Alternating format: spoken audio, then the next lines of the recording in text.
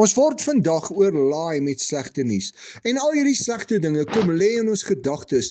Ons kop word volgemaak met alles wat verkeerd is, letterlik met die vernietigingswerk van die duiwel.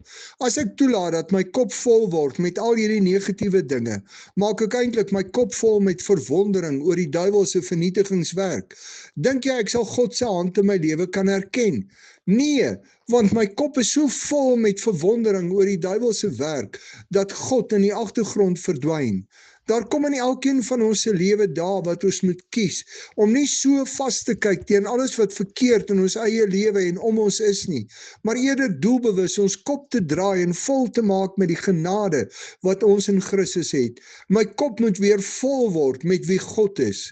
Romeine 12 vers 1 tot 2 sê ons moet op grond van God se genade in Christus onsself as lewende en heilige offers aan die Here gee en nie deel van hierdie sondige wêreld word nie.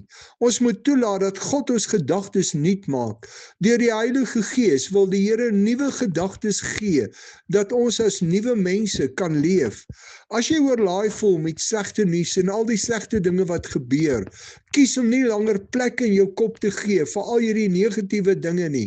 Satan weet hy het verloor, maar probeer nog jou kop met negatiewe dinge volmaak, om jou te laat dink hy is die oorwinnaar. Kies om jou gedagtes eerder vol te maak met Christus wat Satan oorwin het.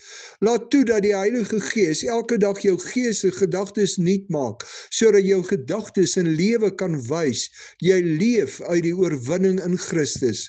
Wat gebeur in jou lewe?